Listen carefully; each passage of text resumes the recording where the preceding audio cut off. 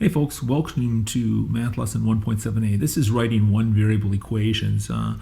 Tonight you got a little 4-blocker again on your paper. See if we can't squeeze it all onto one page. I think we can. Put your review questions up here in this top left-hand corner. Pause problems, tickets to the show. Over here on the top right, 1 through 15. These will be practice problems. Actually, I believe it's 1 through 14. And we may not even do all of those. I'm just going to kind of keep my eye on the time. And then there'll be a Schoology prep activity as well. Okay, so let's get rolling here. Take a look at the review.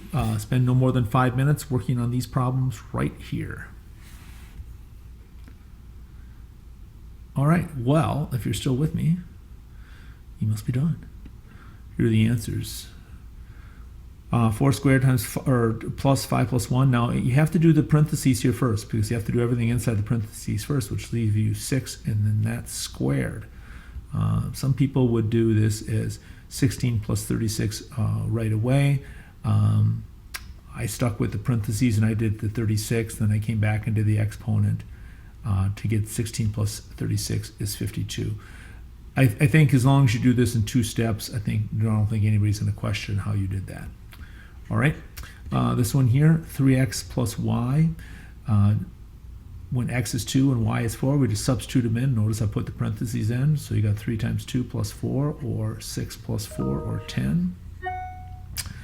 We've got this one here, x equals 2 and y equals 4, so we have x plus y squared divided by x. So I substituted in, and this is what I got. Here's my 2 plus the 4 squared, and it's all over x, which is 2. Well, 2 squared is 16, so it's just 2 plus 16, which is 18. We've done everything on the top. There's nothing to do on the bottom, so we just divide and we get 9. Here's that last problem. 2 times 3 plus 4 minus 2 cubed. This is a great order of operations problems. First of all, you got to do the parentheses, so you have 2 times 7 minus 2 cubed. And you've got to do the 2 cubed, which is 8, not 6. It's 2 times 2 times 2. So you have 2 times 7 minus 8. Multiplication first, 14 minus 8, you end up with 6. All right, you are ready for the video.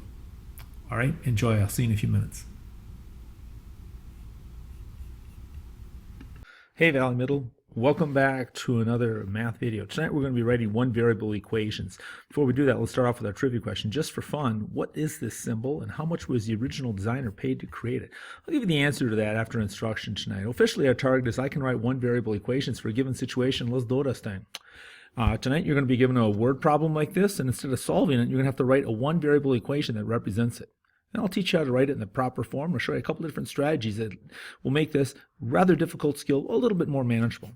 All right, each winter humpback whales migrate 1,500 miles to the Indian Ocean. However, one whale migrated 5,000 miles in one season. How many miles farther than normal did this whale travel?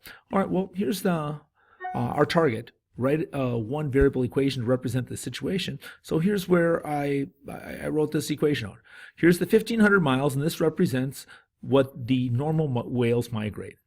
This one particular male whale migrated m more miles. We don't know how many more, but a whole bunch more. And altogether, it equals 5,000 miles. So, here's the variable. This variable stands for M stands for the number of miles further this whale migrated. That's all we have to do. Everybody's trying to solve the problem. You don't need to solve the problem. You just need to write the equation. Or if it's a multiple choice test, choose the correct equation. Let's look at some vocabulary. First of all, expressions and equations. These here are expressions. We've been working a lot with these. We've got 4x, we've got 36 divided by x, we've got 2 minus h. They all are some combination of symbols and letters or variables that represent something. These here, on the other hand, are equations. They have symbols, they have variables, but they also have an equal sign. And remember, that equal sign is like a teeter-totter. It balances out. Whatever's on one side, it has to be balanced out by what's on the other side. So be careful. You can see the word equa, or for equal, in equations. Also, you need to be careful of these things. This is a properly formatted equation. X plus 1 equals 2. You always want to have the x, the m, the v, whatever variable you choose with the operation. In other words, you want it with the plus, minus, divide, or multiply. You don't want it sitting out here all by itself. And you'll find out a little bit later in chapter 3 why we don't want them there. It's not because we can't solve the problem that way. We can solve the problem that way, but we can't balance the equation that way. So this is big old and then also be careful of these three things here. X divided by 3, x divided by 3, and x divided by 3. What? Wait, let me say it again. X divided by 3, x divided by 3, x divided by 3. Say what? Yes, these three things are all the same. Just a different way of writing it. Yes, the fraction bar means division. That's all you need to know. It's the most important lesson I'll teach you all year long. So absorb it. Take a minute. Just bring it to you. Okay, good. Got it. That was a little weird, but whatever. All right. Let's take a look at the strategies. Taco Bell has 39 items on the menu. I've had 29 of them in one sitting. How many menu items do they have that I have not eaten? All right. Well, strategy 1, solve the dumb problem. All right. Well, I would say 39 minus 29 equals 10, right? No big deal. It's not about solving the problem. However, if you solve the problem with addition, you write it with subtraction. If you solve it with a subtraction, you write an equation with addition. If you solve it with multiplication, you write a division equation. If you solve it with division, you write a multiplication equation. Let me put that all in a little bit more perspective here. 39 minus 29 is what I did. I subtracted, right? So I'm going to write the equation with division or with addition. I just use the opposite operation. So here's the 29 I started with. I'm going to eat I more items, and then I'll have 39. Okay? Also, now, you can also label these things. Here's the number of items I've had, the items I need to try, and here are the total items. Labeling is probably the most important part of being successful in this target. Let's take a look at strategy number 2. I call this one eliminate dumb answers. All right, I can clean 84 ground level windows per hour with one helper. How long will it take me for me to clean 378 windows? Let H stand for the number of hours. Okay, let's see. All right, so the first one, I clean 84 hours. I clean 84 windows per hour. I add that to the number of hours, and I've got 380. That makes no sense whatsoever. No sense at all. All right, so here, let's do this. I clean 84 hours per I clean 84 windows per hour. I multiply that by the total number of windows cleaned, and I have the number of hours? What? No. If you think that's right, you probably drank your chemistry set. Let's see, number of H. The number of hours, I'm going to subtract the total number of windows cleaned, and I'm going to have 84 windows? I don't think so, Tim. Let's see. 84 windows cleaned per hour times the number of hours equals the total windows cleaned. Bing, bing, bing, bing, bing, bing. Yeah, simply by reading through, you can eliminate 3. All right, I settled down. Let's take a look at this next problem here. My 3 kids went trick-or-treating last Halloween. Tara got 200 pieces of candy. Connor got 300 pieces. If they got 900 pieces altogether, how many pieces did Casey get? Let's see, represent the number of pieces of candy Casey got. All right, let's see.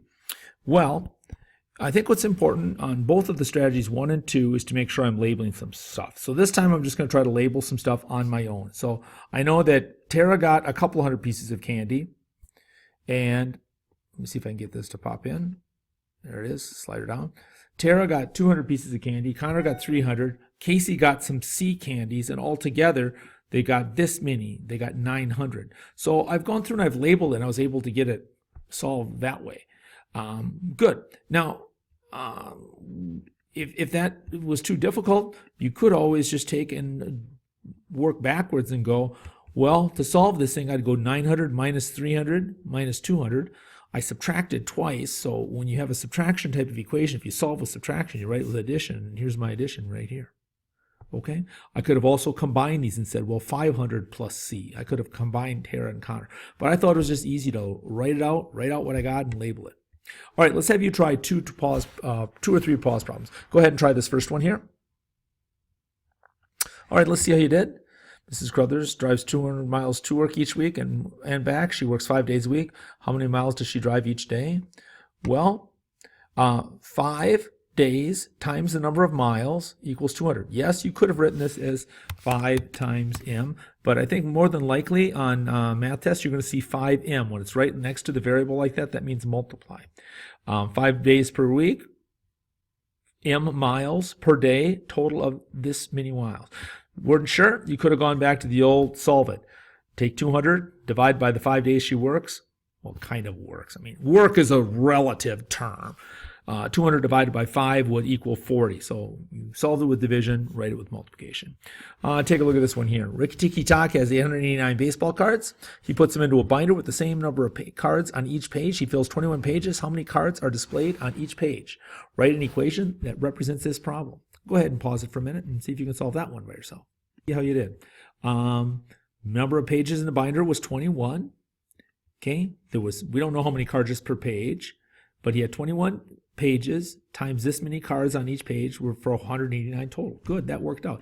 Yes, you probably would have seen it written as 21C. I'm trying to get you used to seeing that both ways. All right, I think I got one more pause problem. The Sidewinders lost 42 games last season in the Grapefruit League. They played a total of 100 games. How many games did they win? All right, how do you want to solve this?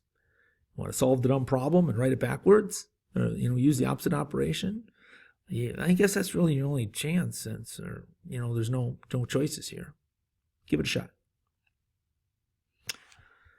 Well, I'd have done 100 minus 42, so that means I'm going to write it with addition. So I flipped it around here to throw you off a little bit, see if I could. So here's the total games, and that's equal to the 42 losses plus some wins. Because remember, I did 100 minus 42. I did a subtraction to solve, so I wrote with addition. Here's the losses. W has to be the wins. And that's it. All right, here are your 2 ticket to the show problems. I started the year with 100 pencils. Mrs. Carlton gave me some more. Now I have 132. How many did Mrs. Carlton give me? All right, I'm just going to make that a small s. And Mr. Persons had 23 coins in a jar. He gave a handful to his kids to play with. Now there are only 16 coins. How many coins did he give his kids? Let you pick the variables and stuff for that. All right, here's the trivia question. What symbol is this? Well, of course, that's the Nike swoosh. Probably the most recognizable franchise mark in history. Yes, the creator was only paid $35. Kind of a cool story. Nike paid Carolyn Davidson, a young graphic designer student, $35 for the famous swoosh symbol. The founder of Nike, Phil Knight, was teaching accounting at Portland State University when he met Davidson, hired her to do some freelance design for his company Blue Ribbon Sports, and everybody likes it. I can't do that smile, but anyway, it's kind of fun. All right, thanks for listening. Bye. All right, I want to be the guy that designs the next Nike logo. I think I could come up with a swoosh. I want more than $35 though. Alrighty, here we go. 1.78. There's a lot of stuff that I just need to review with you. Make sure that you zeroed in on during the video. All right, first of all, equation. Equation has an equal sign.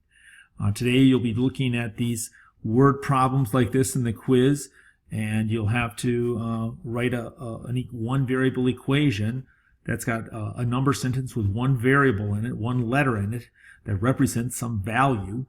And has to represent that situation.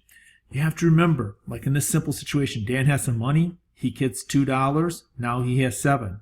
I had some money, I get 2 more, now there's 7. Remember that equal sign, everything that's on this side of the equal sign has to balance out. You'd have to put a 5 in here to make that scale balance, right? Keep that in mind.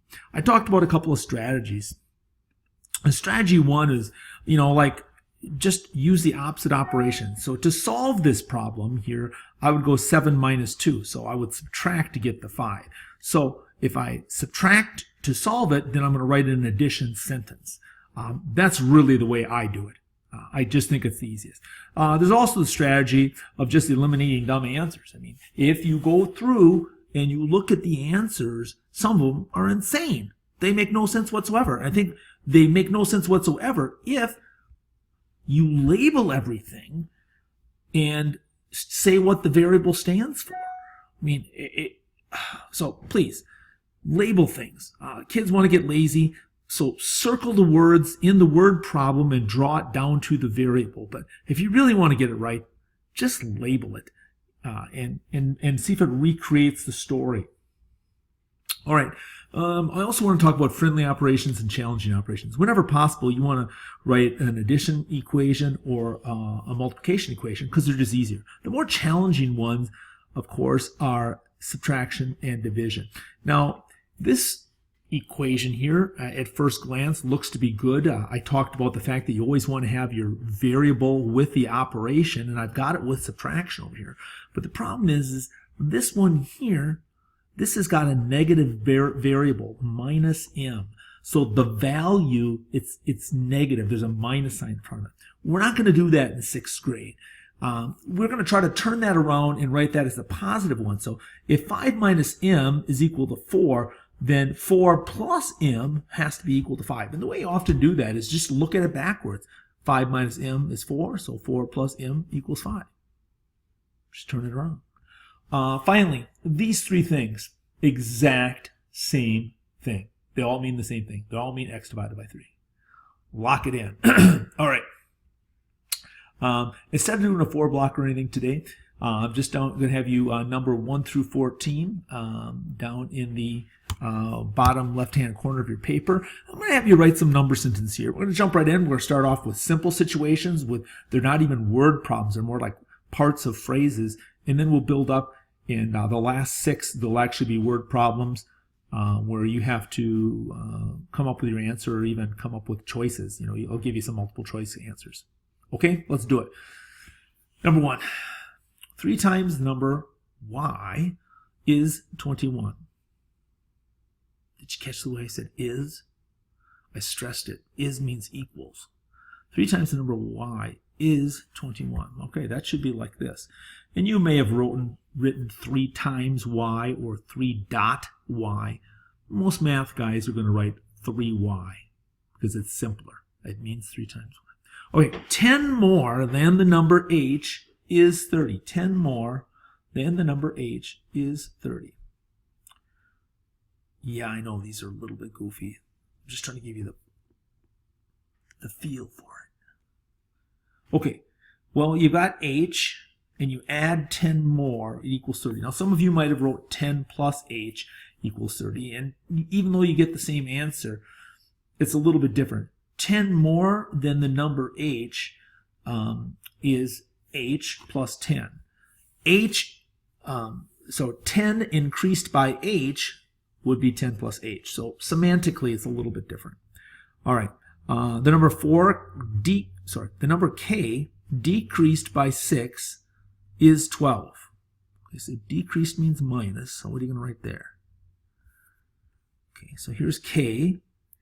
We decreased it by 6, and it is 12. Look at is. Is always means equals in these situations. Okay, how about 8 less than the number u is 14? Well, that's another one of those weird ones. Is it u minus 8 or 8 minus u? Well, 8 minus u, that's that negative variable thing there. So Dudley said don't do that, so I wouldn't. So let's go with u minus 8. Here it is. Here's u. It's decreased by 8, and it is 14. All right. Try this one by yourself. Number 5. 7 times the number q is 35. See if you can write it like a math person. Okay? 7q equals 35. All right. The sum of y and 12 is 20. Sum means add. See if you can figure that out. Let's see how you did. So y plus 12, the sum adding up of y and 12 is 20. All right. Last 2, 7 and 8. Why don't you go ahead and pause and just try to do 7 and 8 on your own. Then we'll try some word problems.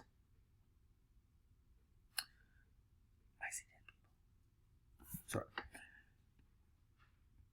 10 less than the number p is 7. Here it is. P, and here's 10 less than p, and it equals 7. All right. 4 more than the number m is 8. Here's the number m. There's 4 more, so it's m increased by 4 is another way of saying that equals 18. All right, let's try some word problem situations. All right, got 6 left.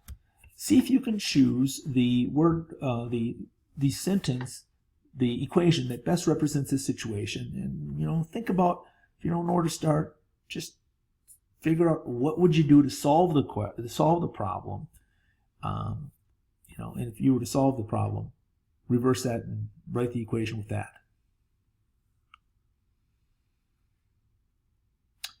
Okay, Bill has 23 dogs. He loses some. He has 3 left. Well, kind of the question there would be, how many did he lose, right? So he'd go 23 minus 3. So 23 minus 3, that's subtraction. So this is what I'm saying. The opposite operation would be addition. So I'm looking for something with addition. So here's an addition one. Let's see if this makes sense.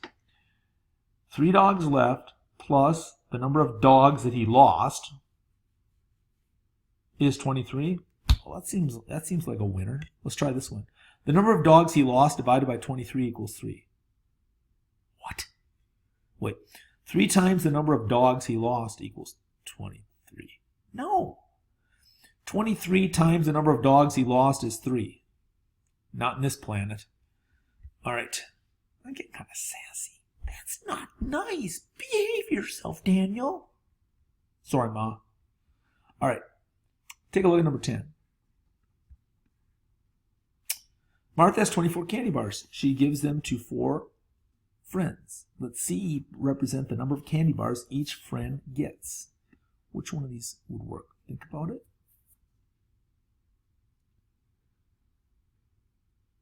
Well, if I were to figure out the answer to this, I'd go 24 divided by 4 and find out they each get 6. So I'm looking for, that's division, so I'm looking for multiplication. I got only one multiplication here. So 4 times the number of candy bars that each friend gets is 24. Yeah, that's a winner. 4 minus the number of candy bars each friend gets is 24. What?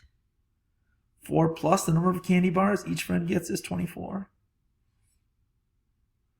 24 plus 4 equals, oh, can't have C by itself. That one's not even a possible answer, so I'm not even going to go into it there. All right. Here's a couple. Oops. Here's a couple more. Try this guy right here. Rick gets 3 new puppies. No, he has 12. Let P represent the number of puppies Rick started with. Well, you'd solve it by going 12 minus 3. So I'm thinking it's going to be plus, but I got 2 pluses here. So 12 plus 3 equals the puppy. Well, we've got this P thing off here by itself. That's a problem. Can't have a P by itself. And then this would be 15. He doesn't have 50 puppies. He's only got 12, so it can't be the answer. So here's the other addition. He's got a bunch of puppies. He gets 3 new ones. Now he has 12. Yes. The only question is, what's wrong with this dude? 12 puppies? Is he insane? Okay. Another one here. Mr. D makes 45 cookies. He gives them to 9 friends equally. Let's see, represent the number of cookies each friend gets. All right. Yeah, I'm going to move myself up so you can see all the answers and stuff like that. You can see the question. Which one of those works? Well, to figure out how many cookies each friend would get, I could do 45 divided by 9. So I'm going to go over to the opposite of division, which is multiplication, see if it works. 9 friends, each gets C cookies or 5 cookies, and that equals 45. Bing, bing, bing. There's your answer. All right, a couple here without any multiple choice answers. Just see if you see what you come up with.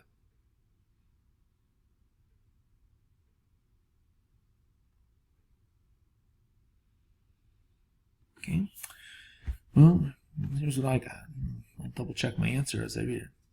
So he helps his dad 8 times. He gets some money each time. He gets $40 all total. I don't know what he's doing for the kid, but that's pretty cheap labor. I'd hire the kid. 8 times $5 would be the $40. Yeah, no, that makes sense, right? How about this one? Sorry, once something's sticking out there, there's a 3 sticking out. Dan has 3 trucks. Mrs. Crothers buys him some more. Now Dan has 25 trucks. Let T represent the number of trucks Mrs. Crothers gives Dan. Sounds like a great thing. I'm getting... All right, well, you already know there's a 3 there, but let's see what it was. Here it is, 3 plus the number of trucks that she gives me equals 25. All right, that's it for this. I want you to go and do a Schoology problem. There's going to be no practice problems by yourself, no guided ones. Well, this was the guided instruction. Schoology activity, 1.78 quiz prep. 6 questions, same type of thing, multiple choice answers. Choose the best one. You've got 5 attempts. So if you don't get it the first time, you can go back. I would write down your work in this little corner up here. You know, what you're thinking, maybe some of your jottings, so that when you go back and redo the quiz a second time, you don't need to redo all the problems, just the ones you missed. Right. All right, thanks for listening. Have a great day.